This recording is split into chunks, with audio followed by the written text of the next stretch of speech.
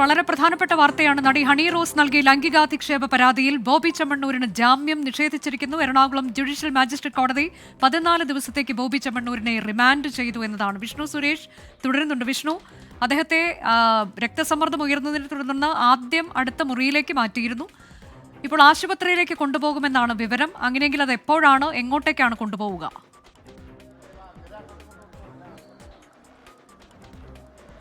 അനുജ, നിലവിൽ പ്രാഥമികമായി എറണാകുളം ജനറൽ ആശുപത്രിയിലേക്കായിരിക്കും കൊണ്ടുപോകുക എന്നാണ് മനസ്സിലാക്കുന്നത്. ആശുപത്രിയാണ് ഇവിടെ തൊട്ടടുത്തുള്ളത്, അതുകൊണ്ട് അങ്ങോട്ടേക്കായിരിക്കും കൊണ്ടുപോകുക. വിദഗ്ധ ചികിത്സ ആവശ്യമെങ്കിൽ മറ്റാശുപത്രിയിലേക്ക് മാറ്റാനുള്ള സാധ്യതയാണ് നിലവിൽ ഉള്ളത്.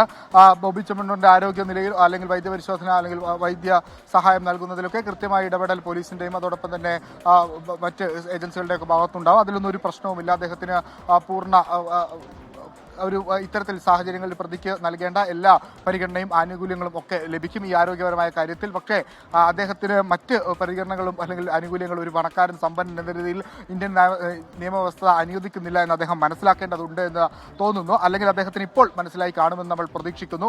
ഇത്തരത്തിൽ നിരന്തരം ദ്വയാർത്ഥ പ്രയോഗങ്ങൾ നടത്തി അതിലൊരു ആനന്ദം കണ്ടെത്തുന്ന മനുഷ്യനാണ് അദ്ദേഹം എന്ന് നമുക്ക് അദ്ദേഹത്തിന്റെ ഇന്റർവ്യൂകളൊക്കെ കാണുമ്പോൾ തന്നെ മനസ്സിലാകാം. 14ഓളം കാര്യങ്ങളാണ് പ്രോസിക്യൂഷൻ പ്രധാനമായി ഇന്ന് കോടതിയിൽ ഈ തരത്തിലേക്ക് ഞാനൊന്ന് ഇടപെട്ട് ചോദിക്കട്ടെ. അതായത് ഇപ്പോ ഈ ഹണി റോസിന്റെ വിഷയം മാത്രമല്ലാതെ അദ്ദേഹം നിരന്തരമായി ചെയ്തുകൊണ്ടിരിക്കുന്ന, പ്രത്യേകിച്ച് ഓൺലൈൻ മീഡിയയിലൊക്കെ ചെയ്തുകൊണ്ടിരിക്കുന്ന കാര്യങ്ങൾ കൂടി ഇന്ന് കോടതി ശ്രദ്ധയിലേക്ക് പ്രോസിക്യൂഷൻ പെടുത്തിയോ?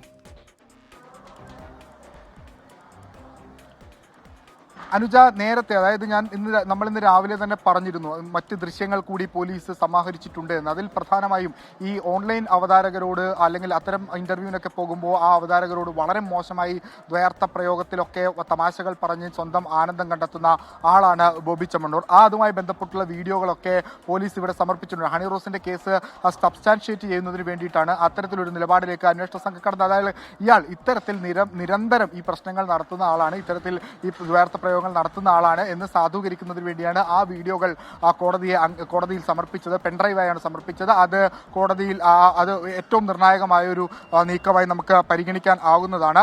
ഒപ്പം ഈ പ്രതിക്കെതിരെ പള്ളുരുത്തി പോലീസ് സ്റ്റേഷനിലും മറ്റ് വയനാടും ഒക്കെ നിരവധി കേസുകളുണ്ട്. ലോട്ടറിയുമായി ബന്ധപ്പെട്ടുള്ള കേസുകളൊക്കെ നിലനിൽക്കുന്നുണ്ട് എന്ന് പ്രോസിക്യൂഷൻ പറഞ്ഞിരുന്നു. വലിയ ബിസിനസ്സുകാരനാണ്, മറ്റിടങ്ങളിലേക്ക് ഒക്കെ പോകാനുള്ള ഒരു സാധ്യതയുണ്ട്. അക്കാര്യങ്ങളൊക്കെ ചൂണ്ടിക്കാട്ടുന്നുണ്ട്. അങ്ങനെ അതാണ് പ്രധാനമായി രണ്ടാമത് ഉന്നയിച്ചത്. മൊഴിയിൽ പ്രതി നിരന്തരം പിന്തുടർന്ന് അപമാനിക്കാൻ ശ്രമിച്ചു. അതായത് ബോബി ചെമ്മണ്ണൂർ ഹണി റോസിനെ നിരന്തരം പിന്തുടർന്ന് അപമാനിക്കാൻ ശ്രമിച്ചു. വിദേശത്ത് ബിസിനസ് ഉൾപ്പെടെ നടത്തിവരുന്ന പ്രതി ജാമ്യം നൽകിയാൽ അങ്ങോട്ടേക്ക് പോയി രക്ഷ പ്രാപിക്കും, പിന്നീട് തിരിച്ച് വരാനുള്ള സാധ്യത വളരെ കുറവാണെന്ന് പോലീസ് പ്രോസിക്യൂഷൻ പറഞ്ഞിരുന്നു.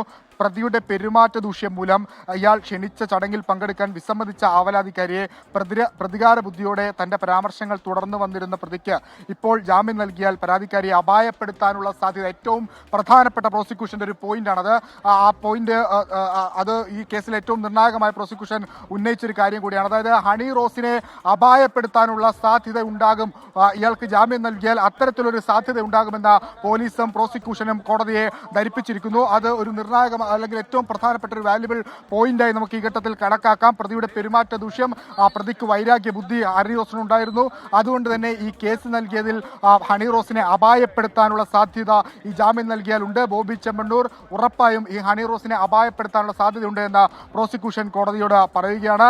ഒപ്പം സാമൂഹ്യ വ്യവസ്ഥയെ വെല്ലുവിളിച്ചുകൊണ്ട് പ്രതി ഉൾപ്പെടെയുള്ളവർ സാമൂഹ്യ മാധ്യമത്തിൽ അശ്ലീല ചുവയുള്ള കമന്റുകൾ പ്രചരിപ്പിക്കുകയാണ്. ഇത്തരം വീഡിയോകൾ വീണ്ടും വീണ്ടും പ്രചരിപ്പിച്ചുകൊണ്ടിരിക്കുകയാണ് ബോബി ചെമ്മണ്ണൂർ എന്ന് പ്രോസിക്യൂഷൻ പറയുന്നു. ഈ ഹൈക്കോടതിയിൽ കഴിഞ്ഞ ദിവസം ഉണ്ടായിരുന്ന കേസിനെ കുറിച്ച് പ്രോസിക്യൂഷൻ പരാമർശിച്ചിട്ടുണ്ട്. ഒപ്പം സമൂഹത്തിൽ 9ാമത്തെ പോയിന്റാണ് ഇപ്പോൾ ഏറ്റവും പ്രധാനപ്പെട്ടത്. സമൂഹത്തിൽ വലിയ അപമാനത്തിനിടയാക്കുന്ന ഗ്രാമീണ അസഭ്യവാക്കുകൾ നിരന്തരം ഉപയോഗിക്കുന്ന ഒരാളാണിത്. അത് ആരെയെന്നില്ല, പ്രായഭേദമന്യമില്ല. ഇയാൾ ഇന്റർവ്യൂകളൊക്കെ നടത്തുമ്പോൾ അത്തരം വാക്കുകൾ നിരന്തരം തുടർച്ചയായി സ്ത്രീകൾക്കെതിരെ ഉന്നയിക്കാറുണ്ട്. പ്രതിയുടെ മൊബൈൽ ഫോൺ FSL പരിശോധനയ്ക്ക് വേണ്ടി ബന്ദോബസ്താക്കിയിട്ടുണ്ട്. അതിനുശേഷം അതിൽ നിന്ന് നിർണായകമായ തെളിവുകളൊക്കെ ലഭിക്കും എന്ന് പറയുന്നു. ഒപ്പം അറസ്റ്റിലായ പ്രതിയുടെ പെരുമാറ്റം അത് സീനിയറുമായിട്ട് സംസാരിച്ചിട്ട് തീരുമാനിക്കും. നമ്മൾ വളരെ പോസിറ്റീവായിട്ട് അത് രാംപിള്ള സാറായിട്ട് ആലോചിച്ചിട്ട് തീരുമാനിക്കും.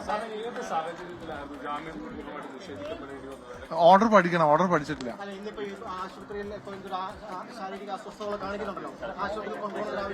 അല്ല അത് ആശുപത്രിയിലെ ഡോക്ടറും അല്ലെങ്കിൽ ജയിൽ സൂപ്രണ്ടും എല്ലാം തീരുമാനിക്കണ്ടേ.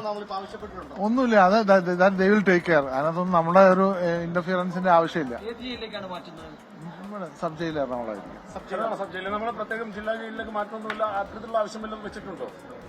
ഒന്നുമില്ല. എറണാകുളം സബ് ജയിലിലേക്ക് തന്നെ ആയിരിക്കും കൊണ്ടുപോകുന്നത്. മെഡിക്കൽ ആവശ്യം വേണ്ടിയിട്ട് എവിടെയാണ് കൊണ്ടുപോകുന്നത്?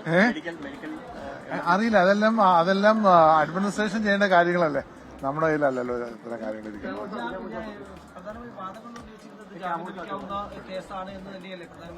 തീർച്ചയാണ്. അല്ലെ, നമ്മൾ ആ ഓർഡർ പഠിച്ചാലല്ലേ നമുക്ക് അതിനെ കുറിച്ച് കൃത്യമായ. ഞാൻ വളരെ ഒരു ശുഭാപ്തി വിശ്വാസിയാണ്, എന്നും ശുഭാപ്തി വിശ്വാസിയാണ്. അതല്ല സാറേ, ഈ പ്രോസിക്യൂഷൻ പല ഘട്ടങ്ങളിലും പറഞ്ഞിരുന്നു ബോബി ചെമ്മണ്ണൂരിന് ജാമ്യം കൊടുക്കരുത്, അത് സമൂഹത്തിന് തെറ്റായ സന്ദേശം നൽകുമെന്ന് പറഞ്ഞിരുന്നു. ഓർഡർ പഠിക്കാതെ അഭിപ്രായങ്ങൾ പറഞ്ഞാൽ കാര്യമുണ്ടോ? പഠിക്കട്ടെ, ഓർഡർ പഠിച്ചതിന് ശേഷം പറയാം. അപ്പീലല്ല, നാളെ നമ്മൾ ജില്ലാ കോടതിയിൽ ബെയിൽ ആപ്ലിക്കേഷൻ ഫയൽ ചെയ്യും. ജില്ലാ കോടതി തന്നെ ആയിരിക്കും, അല്ലെങ്കിൽ ഹൈക്കോടതി അല്ല. അത് രാംപിള്ള സാറാണ് തീരുമാനിക്കേണ്ടത്. രാംപിള്ള സാർ സീനിയേഴ്സുമായിട്ട് ആലോചിച്ചതിന് ശേഷം നമ്മൾ തീരുമാനിക്കും. അല്ല, അത് സാറുമായിട്ട് ആലോചിച്ചതിന് ശേഷം തീരുമാനിക്കും. ജാമ്യാപേക്ഷയുമായി ജില്ലാ കോടതിയിലേക്ക് പോകുമെന്നതാണ് ഇപ്പോൾ രാമൻപിള്ള അസോസിയേറ്റ്സിലെ അഭിഭാഷകനാണ് അദ്ദേഹം മാധ്യമങ്ങളോട് പറഞ്ഞത്. ഹൈക്കോടതിയിലേക്കാണോ പോകേണ്ടത് എന്നൊക്കെയുള്ളതിൽ അഡ്വക്കേറ്റ് രാമൻപിള്ളയുമായി കൂടുതൽ കൂടിയാലോചനകൾ നടത്തി തീരുമാനമുണ്ടാകും. എന്നാൽ ജാമ്യാപേക്ഷയുമായി മുന്നോട്ട് പോകും എന്നുള്ളത് തന്നെയാണ് പ്രതിഭാഗം ഇപ്പോൾ പറയുന്നത്. ഉത്തരവ് കൂടുതൽ പഠിച്ചിട്ടില്ല, അതിനുശേഷം പ്രതികരിക്കാം എന്ന് പറയുന്നു. സബ് ജയിലിലേക്കാകും ബോബി ചെമ്മണ്ണൂരിനെ കൊണ്ടുപോവുക. ഏറ്റവും ആദ്യം തന്നെ അദ്ദേഹത്തെ ആശുപത്രിയിലേക്ക് പരിശോധനയ്ക്കായി കൊണ്ടുപോകും. ഇടവേളയ്ക്ക് ശേഷം മടങ്ങിയെത്താം.